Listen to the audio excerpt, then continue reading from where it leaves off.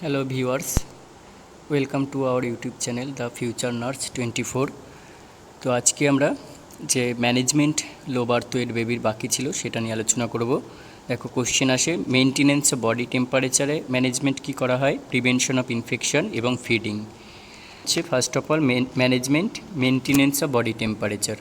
তাহলে যেহেতু হাইপোথার্মিয়া বা হাইপারথার্মিয়া বেবি ডেভেলপ করে, তাহলে তাদের বডি টেম্পারেচার মেনটেন্স করতে হবে। অ্যাজ দ্য প্রিম্যাচিওর বেবি আর এক্সট্রিমলি থার্মোবয়েল, তারা হচ্ছে ল্যাবাইল হয়, ঠিক আছে, তাই জন্য তাদেরকে ইজিলি ডেভেলপ হাইপার পাইরেক্সিয়া আর হাইপোথার্মিয়া, তাহলে তাদের হাইপার পাইরেক্সিয়া বা হাইপোথার্মিয়া দুটোই ডেভেলপ করতে পারে। The axillary temperature should be between 36 and 36.5 degree centigrade. এবারে এলবিডাব্লিউ বেবিকে প্রথমে কীভাবে তাহলে ম্যানেজমেন্ট করা হবে, প্রথমে তাকে প্রি ওয়ার্মড একটা টাওয়েলে রিসিভ করতে হবে এবং প্রি ওয়ার্ম রেডিয়েন্ট ওয়ার্মারে এবং প্রি ওয়ার্মড হচ্ছে ডাবল ওয়ার্ল্ড ইনকিউবেটরস, কিন্তু তাদের টেম্পারেচার এবং হিউমিডিটি এই দুটো মেনটেন করার জন্য বা এই দুটো হচ্ছে স্টেবিলাইজ করার জন্য তাদেরকে রিসিভ করতে হবে। আর environment temperature should be maintain according to baby's weight, তাহলে তাদের ওয়েট এবং তাদের এজ অনুযায়ী কিন্তু টেম্পারেচার মেনটেন করতে হবে। Alternatively the baby could be managed under radiant warmer with protective plastic cover, তাহলে প্রোটেক্টিভ প্লাস্টিক কভার দিয়েও কিন্তু তাদের মেনটেন করা যেতে পারে। The skin temperature should be maintained at 36 and 36.5 degree centigrade with surrounding humidity কত থাকতে হবে, 80%। এরপর slow warming should be done if the infant become hypothermic, তাহলে হাইপোথার্মিক যদি হয়ে যায় তখন কি করতে হবে, আস্তে আস্তে তাকে ওয়ার্মিং করতে হবে রেডিয়েন্ট ওয়ার্মারে। Baby with birth weight of less than 1200 gram should be cared in the intensive care units incubator with 60 to 65% humidity. তাহলে কী করতে হবে, যদি 1200 গ্রামের নিচে যদি কোনো লো বার্থ ওয়েট বেবি হয়, তাহলে তাকে আইসিইউতে ইনকিউবেটরে রেখে 60 থেকে 60% হচ্ছে হিউমিডিটি মেনটেন করতে হবে। আর অক্সিজেন যদি দরকার হয় অক্সিজেন দিতে হবে এবং একটা থার্মো নিউট্রাল এনভায়রনমেন্ট তার জন্য হচ্ছে কী করতে হবে, কন্ট্রোল করতে হবে যাতে হিট লসটা প্রিভেন্ট হয়। এছাড়াও ক্যাঙ্গারো মাদার কেয়ার দেওয়া যেতে পারে যাতে বেবির কন্ডিশনটা স্টেবিলাইজ হয়, এবং baby should be clothed with frock, cap, socks and হচ্ছে মিটেন্স, তাহলে এইগুলোর সাহায্যে তাকে কি করতে হবে, তাকে হচ্ছে ক্লথ করতে হবে। Constant monitoring of temperature is essential with low reading thermometer, তাহলে লো রিডিং থার্মোমিটারের মধ্যে মাধ্যমে কিন্তু মনিটর করতে হবে টেম্পারেচারটাকে। বাথিং শুড বি ডিলেড, তাহলে বাথিংটা অ্যাভয়েড করা ভালো বা ডিলেট করতে হবে। All measures to be taken to prevent heat loss, সমস্ত হিট লসের প্রিভেনশনের মেজারমেন্ট নিতে হবে। আর external heat source to be used for thermal protection of the neonate whenever needed. এরপরে কি বলছে, maintain an appropriate room temperature, কত রুম টেম্পারেচার নিউনেটাল কেয়ার ইউনিটে, যেটা হচ্ছে between 24 degree and 26 degree centigrade. Reduce heat loss by limiting exposure to cold surface and draughts, ঠিক আছে, তাহলে কোনো কোল্ড সারফেস আর ড্রাফটস এসব জায়গায় এক্সপোজ কম করতে হবে যাতে হিট লসটা রিডিউস হয়।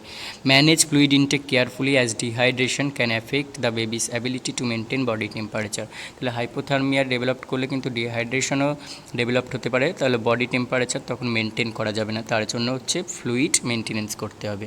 By implementing this strategy health care provide, তাহলে এই স্ট্র্যাটেজিগুলো যেগুলো আর কি ফলো করতে বলা হলো সেগুলো ফলো করে কিন্তু যে কোনো হেলথ কেয়ার প্রোভাইডার এবং কেয়ার গিভাররা এনশিওর হতে পারে যে লো বার্থ ওয়েট বেবি এর মেনটেন হচ্ছে বডি টেম্পারেচারটা। পরে দেখো প্রিভেনশন অফ ইনফেকশনস রয়েছে, তাহলে ইনফেকশনস কী হয় সেগুলো প্রিভেন্ট করতে হবে। Preventing infection in LBW baby is critical due to their increased vulnerability, তাহলে তারা হচ্ছে একটা ভালনারেবল গ্রুপ ইনফেকশনের জন্য। The main sites of infection আর রেসপিরেটরি ট্র্যাক্ট ইনফেকশন হয়, জিআই ট্র্যাক্ট ইনফেকশন হয়, স্কিন, তারপর হচ্ছে আম্বেলিকাস।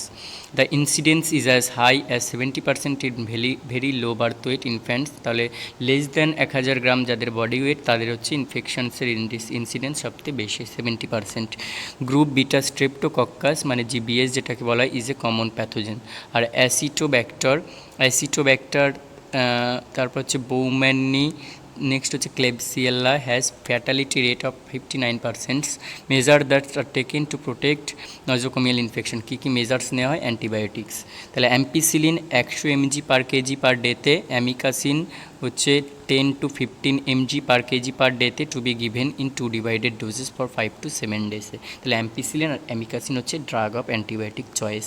হ্যান্ড হাইজিন প্র্যাকটিস করা, ensure vigorous hand washing or use of hand sanitizer before handling baby handling করার আগে কিন্তু হ্যান্ড স্যানিটাইজিং করতে হবে।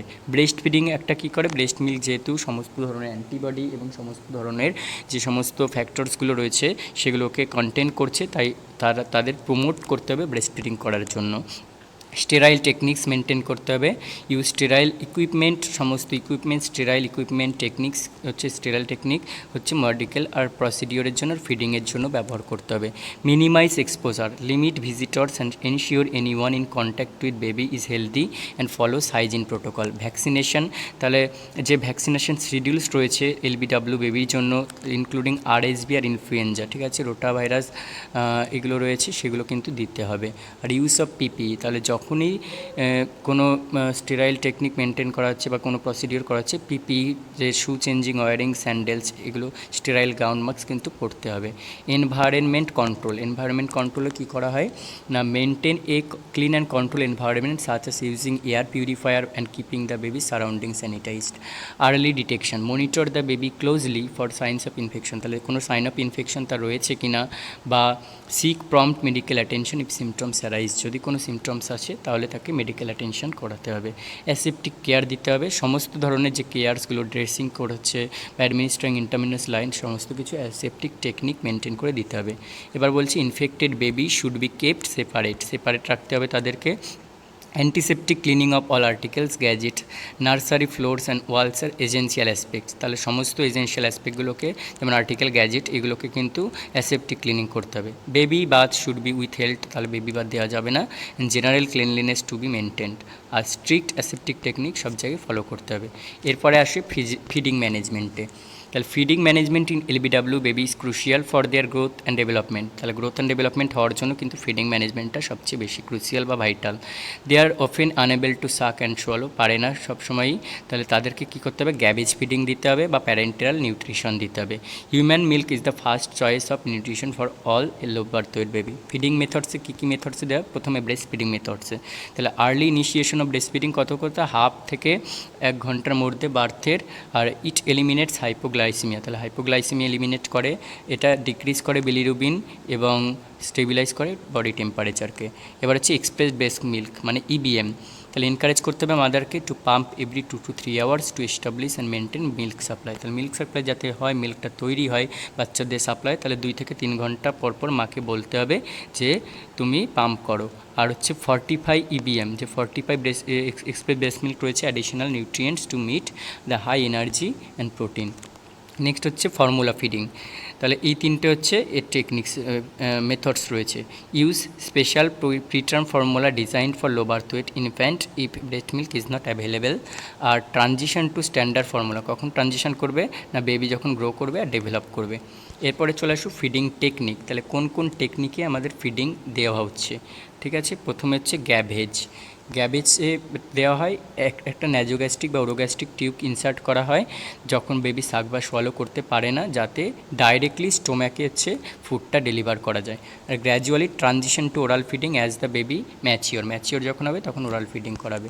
এবার হচ্ছে কাপ, ক্যাটোরি বা স্পুন ফিডিং, তাহলে ফর ইনফ্যান্ট যারা ব্রেস্ট ফিড করতে পারছে না বা যারা বটল ফিড করতে পারছে না তাদের জন্য, যাদের কিছুটা সোয়ালোয়িং অ্যাবিলিটি রয়েছে তাদের জন্য কিন্তু স্পুন ফিডিং বা ক্যাটোরি স্পুন ফিডিং দেওয়া হয়। আর বটল ফিডিং কখন দেওয়া হয় না, একটা প্রিটার্ম নিপল ইউজ করা হয় আর with a control flow rate to ensure the baby can manage the milk intake without aspiration না করে যাতে ম্যানেজ করতে পারে। দেখো মনিটরিং অ্যান্ড অ্যাডজাস্টমেন্ট, তাহলে এই যে ফিডিং করছি তার মনিটর করতে হবে ফিডিং করাটা এবং অ্যাডজাস্ট করতে হবে। Monitor the baby's weight daily to ensure adequate growth হচ্ছে কিনা, তাহলে ডেলি ওয়েট চেক করতে হবে। Observe for signs of feeding intolerance, তাহলে ফিডিং ইনটলারেন্স হচ্ছে কিনা তার জন্য দেখতে হবে, such as vomiting, abdominal distension or changes in stool patterns. Gradually increase করতে হবে ভলিউম এবং frequency of feed based on baby's tolerance, কতটা টলারেট করতে পারছে আর কতটা গ্রোথ হচ্ছে। Supplement with additional vitamins and minerals as needed such as vitamin D, iron and calcium. আর support parent and provide emotional support and provide health talk regarding the feeding technique. তাহলে monitor অ্যাডজাস্টমেন্টে বেবির ওয়েটটা daily check করতে হবে, কোনো science of feeding intolerance হচ্ছে কিনা দেখতে হবে, গ্রাজুয়ালি ভলিউম আর ফ্রিকোয়েন্সি ইনক্রিজ করতে হবে বেবি টলারেট অনুযায়ী, গ্রোথ অনুযায়ী, এবং অ্যাডিশনাল ভিটামিন সাপ্লিমেন্ট দিতে হবে, যেমন আয়রন, ক্যালসিয়াম, ভিটামিন ডি, আর তার সাথে ইমোশনাল সাপোর্টটা একটা ইম্পর্টেন্ট ফ্যাক্টর। ঠিক আছে, তাহলে এই রইল তোমাদের আজকের জন্য যে ম্যানেজমেন্ট। আবার দেখাবে পরবর্তী ভিডিওতে।